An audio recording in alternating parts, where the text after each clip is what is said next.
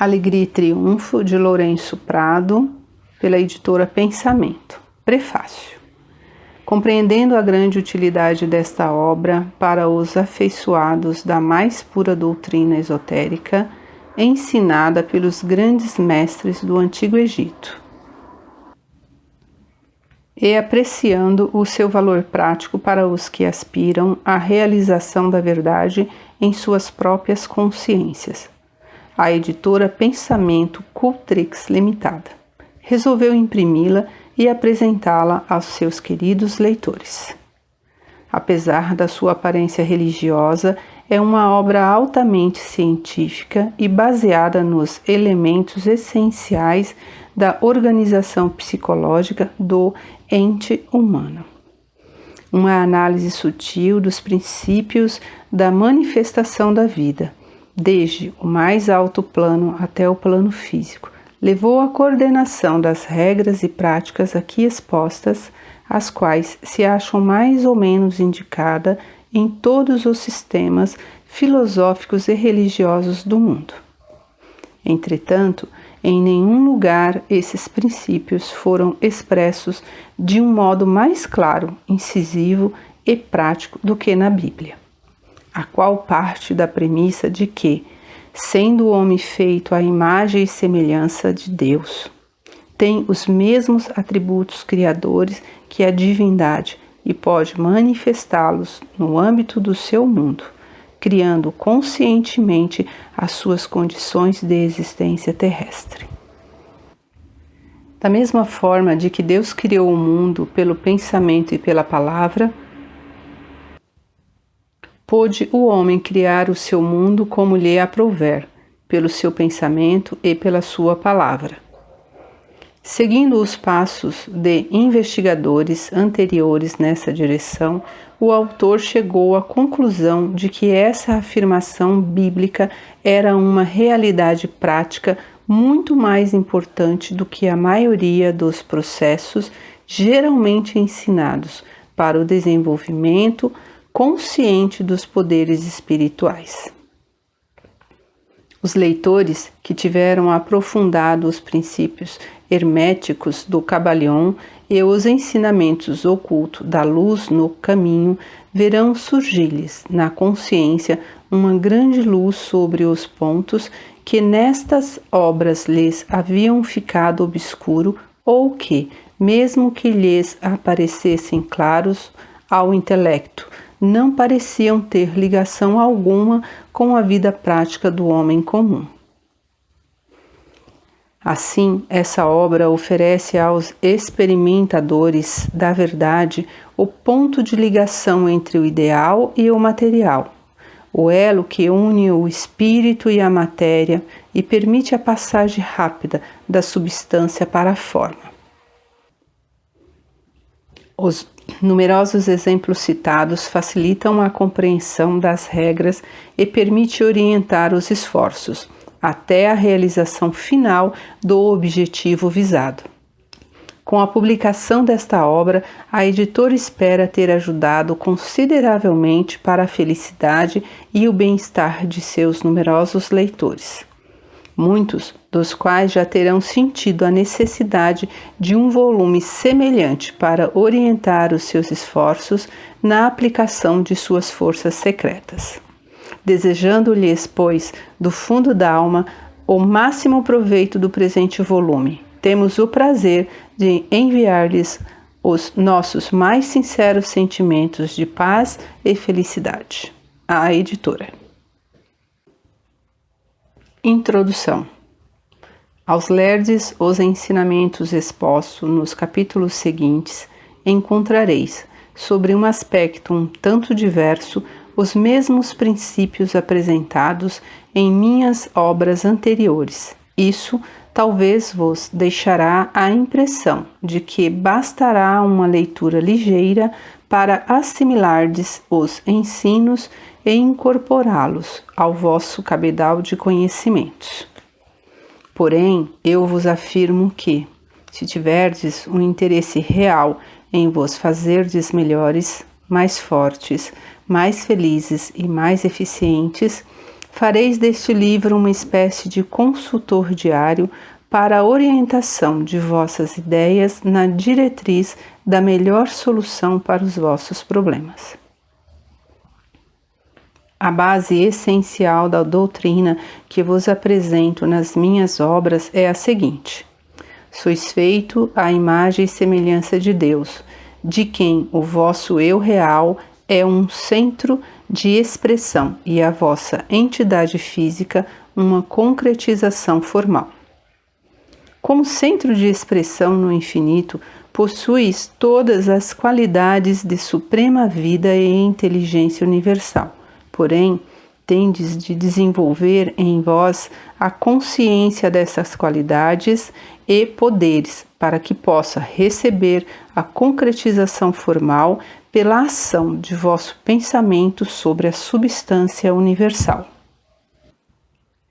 Os 2 pontos de vossa maior semelhança com Deus sobre o aspecto do Criador são o pensamento e a palavra, e é para a aplicação desses vossos poderes na vida diária que aqui apelo. Está comprovado pela ciência mental que o vosso pensamento cria a forma mental do objeto e a vossa palavra faz reunir ao redor daquela a substância necessária para a concretização do mesmo. O objetivo dos capítulos que seguem é orientar-vos sobre a direção que deveis dar aos vossos pensamentos e palavras, a fim de que possam produzir exteriormente o ideal existente em vosso interior. Os exemplos citados para facilitar a vossa compreensão e para convencer-vos de que se trata das leis reais da vida são fatos verdadeiros, apresentados por pessoas fidedignas e, muitas vezes, comprovados pessoalmente por mim em casos semelhantes, sucedidos a pessoas que se conformaram com as regras aplicadas. À proporção que obtiverdes os resultados, ireis compreendendo melhor as leis que os regem, e assim a vossa razão ficará satisfeita com os motivos de vossa fé. É comum aos que procuram seguir a doutrina do mentalismo se queixarem de influências mentais estranhas. E sem dúvida, essas influências existem, porém, o fato mais importante é que podeis libertar-vos totalmente de qualquer ação mental perturbadora, pelo vosso contato com o Poder Supremo. Não há outro meio de sair de semelhantes condições, embora possa alguém ajudar-vos momentaneamente nesse sentido. Se alguém pode exercer alguma influência perturbadora sobre vós, é porque o atraíste para a vossa esfera de ação, quer por simpatia, quer por antipatia. E enquanto não tiverdes entrado num acordo de mútua libertação voluntária, continuareis acorrentados um ao outro. Essa combinação, porém, só pode ser efetuada no plano espiritual, em que os 2 egos possuem um conhecimento perfeito de suas verdadeiras relações mútuas. Os princípios expostos se destinam a confirmar os vossos atos e palavras com o ideal que desejardes manifestar, desviando-vos dos erros que geralmente cercam toda a mentalidade estreita. Devo chamar a vossa atenção para um ponto muito importante da lei de manifestação, o qual é sempre desleixado por aqueles que pedem auxílio mental ao círculo esotérico ou a outros irmãos. Certos indivíduos pretendem ser auxiliados sem se colocarem em condições de receber, por meio de seu próprio pedido e aperfeiçoamento de suas qualidades. Querem receber sem observar a lei pela qual isso é possível.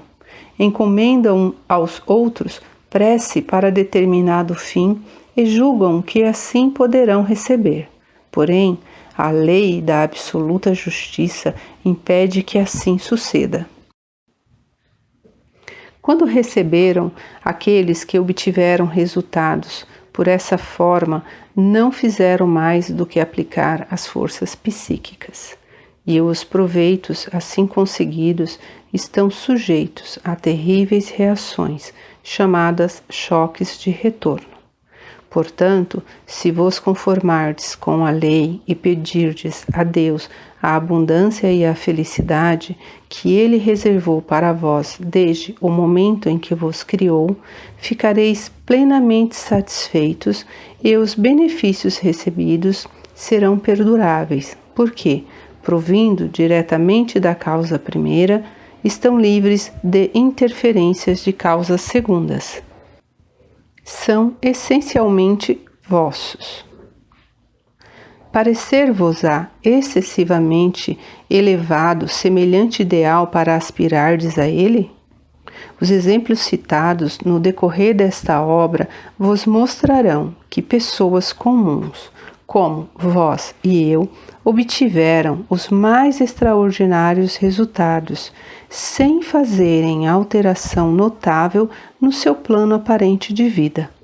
Não lhes foi necessário transportarem-se para as selvas ou as regiões puras do Himalaia, não se entregaram a regimes alimentares exóticos, nem a exercícios enervantes, mas apenas agiram na confiança absoluta divina presença neles e nos que os rodeavam, obedecendo fielmente à suprema direção interior.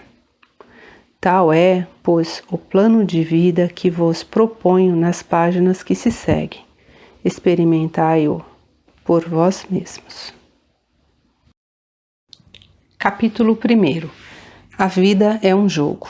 Eles, entre parênteses, os mestres, ajudam no desempenho do jogo da vida, não se deixando mover, como peças de jogo, pela vontade dos outros ou pelo ambiente, ou cabalion. É comum considerar-se a vida uma luta, porém, para os sábios hermetistas, ela é mais um jogo que uma luta. Entretanto, para que o indivíduo possa sair vencedor nesse jogo, é preciso que conheça as regras da sua execução expostas com admirável clareza na Bíblia. Jesus Cristo vos ensinou que é um grande jogo de dar e receber, diz São Paulo, em sua epístola aos Gálatas, capítulo 6, versículo 7. Pois aquilo que o homem semear, isso também ceifará. Com estas palavras, o apóstolo queria dizer que aquilo que expressardes em vossas palavras e atos vos voltará, que recebereis o que derdes. Se derdes ódio, recebereis ódio. Se derdes amor, receberei amor. Se criticardes, sereis criticados. Se mentirdes, vos mentirão. Se iludirdes, vos iludirão. Os mestres cabalistas ensinam também que a vossa faculdade imaginativa desempenha um papel importante no jogo da vida.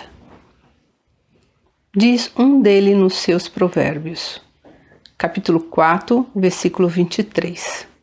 Guarda com toda diligência o teu coração. De fato, tudo aquilo que imaginardes cedo ou tarde se expressará em vossos negócios. Conheci um homem que temia certa moléstia rara e difícil de adquirir-se. Porém, ele a formou tanto tempo em sua mente, lendo o que for escrito sobre ela, que a mesma se manifestou em seu corpo, destruiu-o, vitimando-o pela sua imaginação desorientada. Assim, pois, para jogardes com êxito a partida da vida, é preciso educardes vossa faculdade imaginativa. Se tiverdes vossa faculdade imaginativa educada para imaginar somente o bem, realizarei em vossa vida todo o desejo justo do vosso coração. Saúde, riqueza, amor, amigos, expressão perfeita de vós mesmos. Enfim, vossos ideais mais elevados. A imaginação foi apelidada a tesouro da mente, pois está sempre cortando, dia e noite, as figuras que vedes nela, e mais cedo ou mais tarde encontrareis no mundo as suas criações. Para educardes com proveito a vossa imaginação, deveis adquirir conhecimento de vossa mente. Disseram os gregos: conhece-te a ti mesmo. Vossa mente é constituída de 3 departamentos: o subconsciente, o consciente e o superconsciente. O subconsciente é simplesmente uma força sem direção. É semelhante ao vapor e à eletricidade, que executam mais coisas de acordo com a direção recebida, não tendo força intuitiva. Aquilo que sentis profundamente em vosso íntimo ou imaginais com clareza é impresso em vosso subconsciente e executado em todos os seus detalhes. Por exemplo, conheço uma senhora que, quando criança, gostava muito de fingir que era viúva. Vestia-se de luto e cobria-se com um grande véu preto, fazendo as pessoas amigas julgarem-na muito inteligente e divertida. Cresceu e se casou-se com um homem a quem muito amava. Porém, pouco tempo depois, o marido faleceu e ela pôs luto e véu por muitos anos. A imagem mental que fizera de si mesmo como viúva ficara impressa em sua mente subconsciente e manifestara-se no tempo conveniente, causando-lhe grande infelicidade. A mente consciente foi denominada pelos psicólogos antigos mente moral ou carnal. Ela é a vossa mente exterior e vê a vida apenas como parece ser. Vê a morte, o desastre, a moléstia, a pobreza e toda espécie de limitação e grava as imagens dessas coisas no subconsciente. A vossa mente superconsciente é a mente divina manifestada em vós, sendo também a região das ideias perfeitas.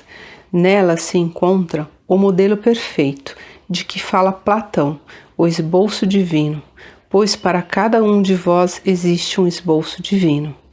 Como diz um mestre do esoterismo, existe um lugar que deveis ocupar e ninguém mais pode ocupá-lo, alguma coisa que tereis de fazer e ninguém mais pode fazer. Na vossa mente superconsciente existe um desenho perfeito do plano da vossa vida. Talvez tenha atravessado a vossa consciência como um ideal inatingível. Alguma coisa tão boa que vos tivesse parecido impossível de ser real. Na verdade, ele é o vosso verdadeiro destino, a vossa predestinação, comunicada à vossa consciência num clarão momentâneo pela inteligência infinita que reside dentro de vós. Todavia, é possível que ignoreis o vosso verdadeiro destino e luteis para alcançardes coisas e posições que não vos pertencem e que, se fossem conseguidas, só vos trariam insucessos e descontentamento. Por exemplo, uma esoterista americana refere-se ao seguinte: uma senhora se dirigiu a mim e pediu-me para que afirmasse que ela se casaria com um homem por quem estava muito apaixonada. Ela o designou por A.B. Respondi-lhe que isso seria violação da lei espiritual e que eu faria a afirmação somente em relação ao homem conveniente, ao escolhido divino, o homem que lhe pertencia por direito ou determinação divina. Acrescentei em seguida: se A.B for o homem conveniente, não podereis perdê-lo, porém, se não for, recebereis o seguinte equivalente. Ela via frequentemente A.B, porém nada concorreu para aproximá-los. Uma noite veio assistir-me e disse-me: devo dizer-vos que na última semana A.B não me parece mais tão atraente. Respondi-lhe: talvez ele não seja o escolhido divino. Talvez seja outro o homem que vos convenha. Logo depois, ela encontrou outro homem que lhe afeiçoou imediatamente, declarando-lhe que ela era o seu ideal. Enfim, disse-lhe tudo o que ela tanto tinha almejado ouvir da parte de A.B. Quando me relatou o acontecimento, estava tão satisfeita que exclamou: foi uma coisa inteiramente inesperada. Em pouco tempo, sentiu tanta atração por ele que perdeu todo interesse por A.B. Este fato mostra a existência de uma lei de substituição, por meio da qual uma ideia errônea foi substituída por uma ideia justa, não havendo, pois, prejuízo ou sacrifício.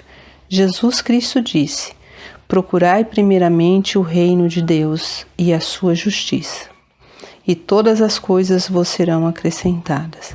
E indicou ainda: o reino de Deus está dentro de vós. Este reino é a região das ideias justas ou do modelo divino. Ele ensinou que as vossas palavras representam um papel importante no jogo de vossa vida, expressando-se assim: pelas vossas palavras sereis justificado, e pelas vossas palavras sereis condenados.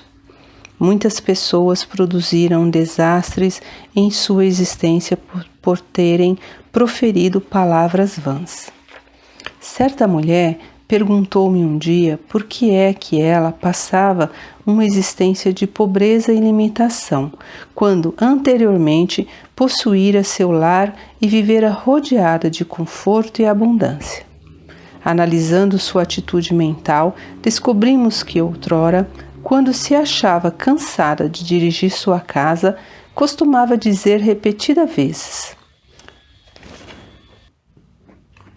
sinto-me cansada de ter tanta coisa.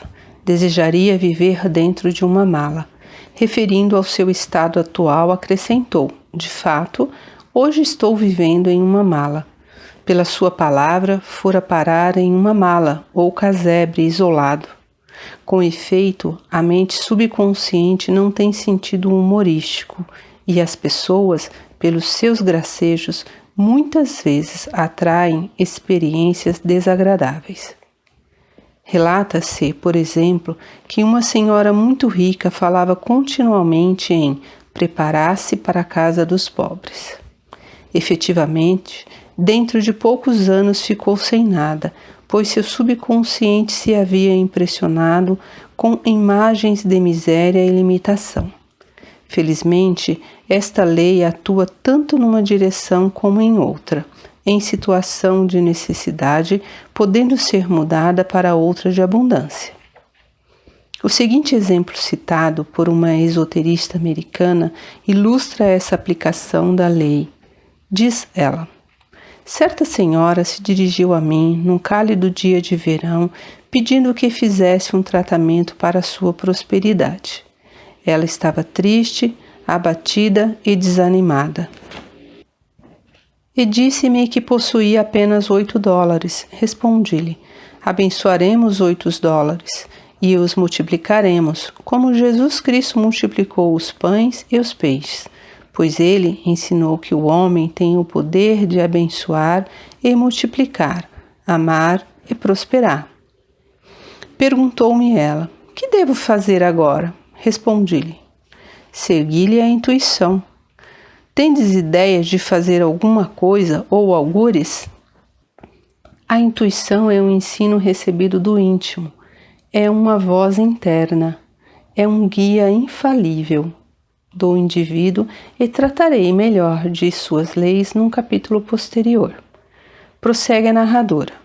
A mulher respondeu-me: não sei, parece-me ter a ideia de voltar para minha terra. Tenho dinheiro justo para pagar a passagem. Acrescentei ainda as seguintes palavras: Espírito infinito, abri caminho de maior abundância para... Ela é um imã irresistível para tudo o que lhe pertence por direito divino. Aconselhei-a também que repetisse continuamente essas palavras. Ela partiu imediatamente.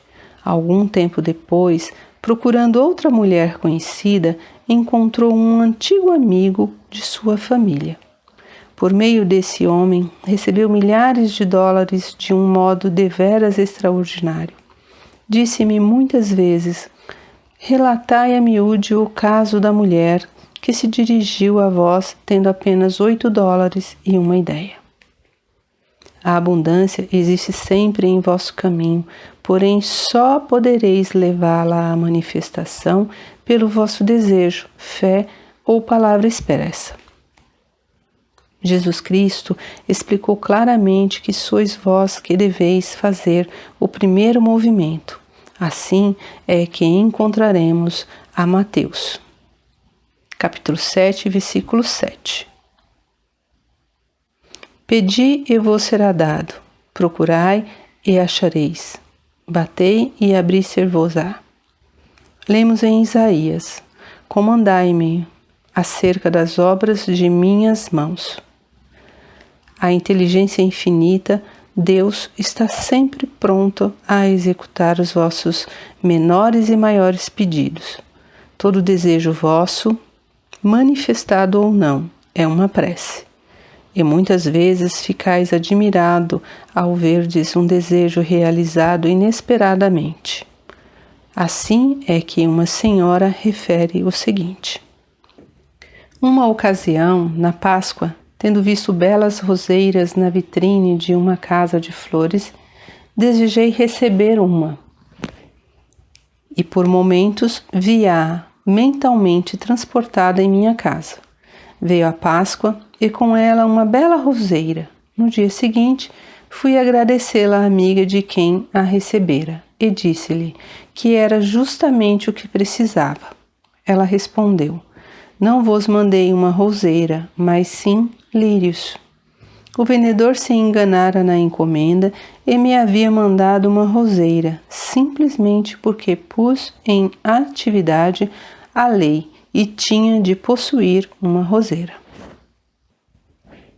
Nada se interpõe entre vós e os vossos ideais superiores, ou todo o desejo de vosso coração, senão a dúvida e o medo.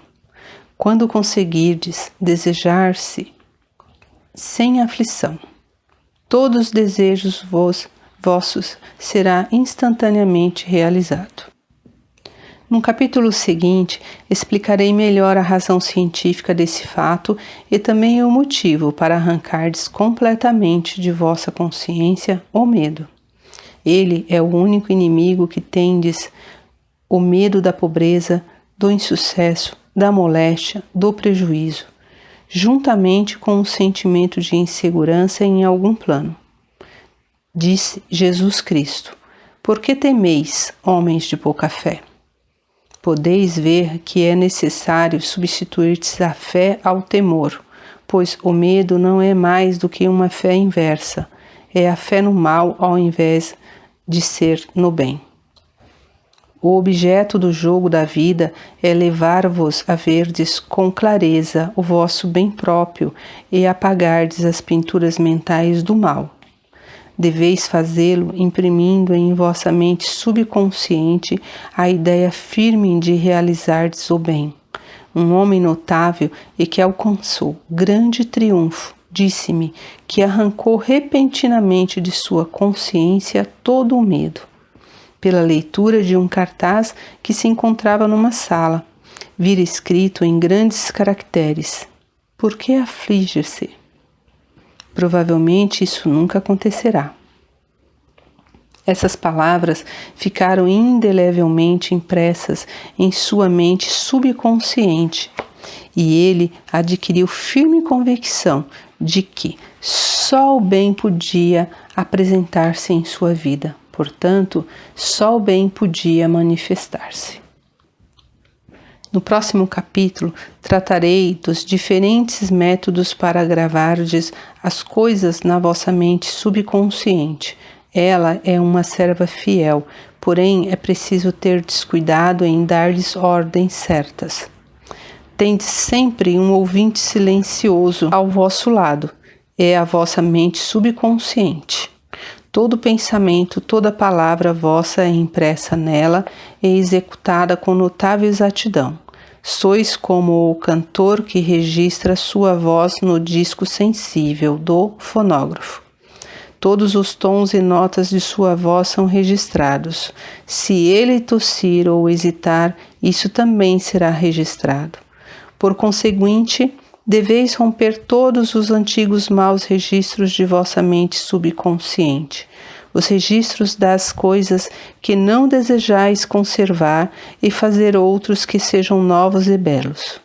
Os maus registros do vosso subconsciente são os pensamentos de medo, desânimo, ressentimento, ódio e ansiedade. Dizei em voz alta, com energia e convicção, as seguintes palavras: destruo e apago, pela minha palavra expressa, todo o mau registro da minha mente consciente.